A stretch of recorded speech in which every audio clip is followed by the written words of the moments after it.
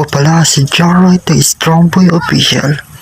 Bibigyan na siya sa inyo. Yun mga guys, dumapa yung mga palay dahil sa bagyo.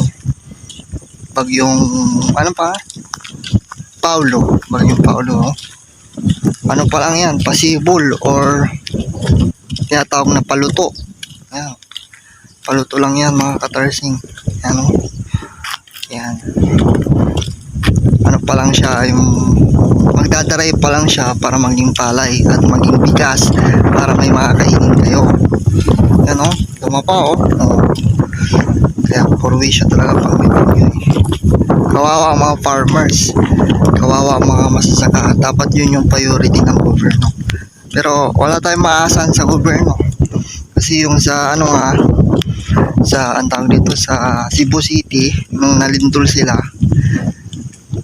bibentahan pa sila ng palay or ano pa sila ng palay para diba?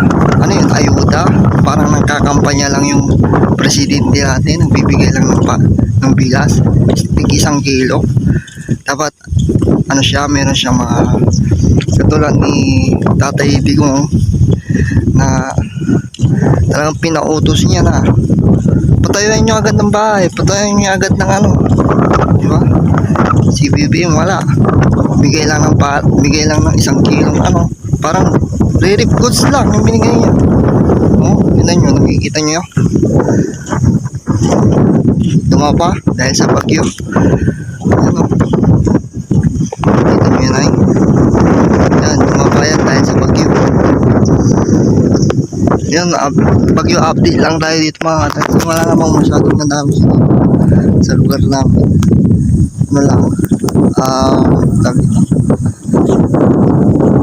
Dumapa lang yung mga palay. Yan. Tayo nakikita nyo yan? Nakikita nyo? Dumapa yan. Dumapa yan dahil sa bagyo.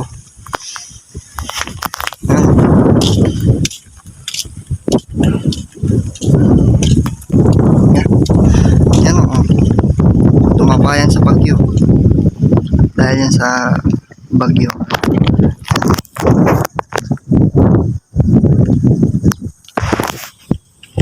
Dito tayo sa tabi ng puno ng arateris. Nalakad-lakad lang kami kasi tininan lang namin yung paligid kung may mga damage dahil sa bagyo.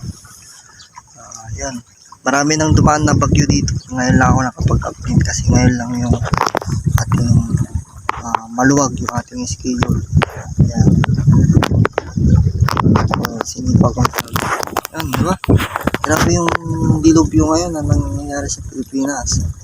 Una, sa Luzon, bagyo dahil sa Bagyong Paulo. Visayas, lindol. Sa Cebu City, sa Mindanao, yung malaking sunog na nangyari sa Davao City. Kaya doon pa lang, grabe, di ba?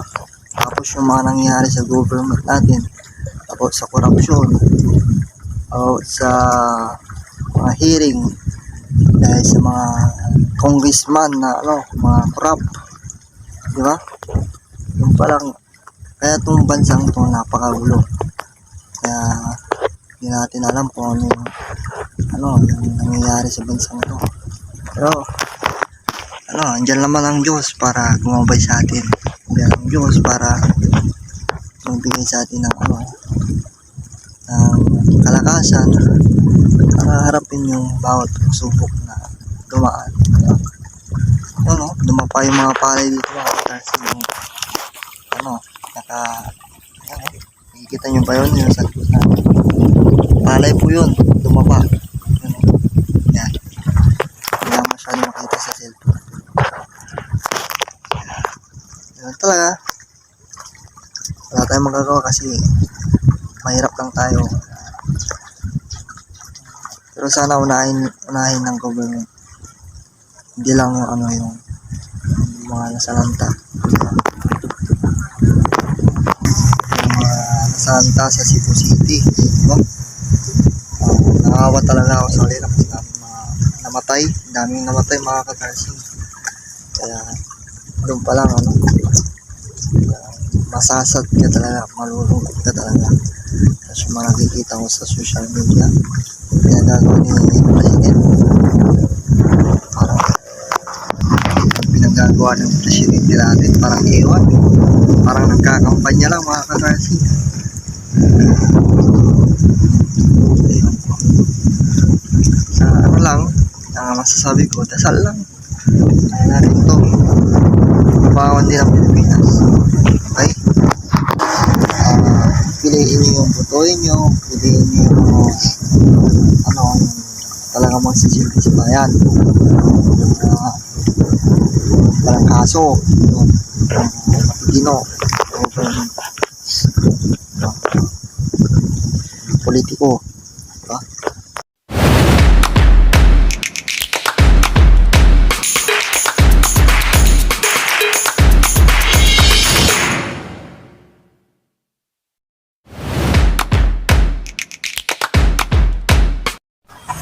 Ako pala si Jaroy the Strong Boy Official.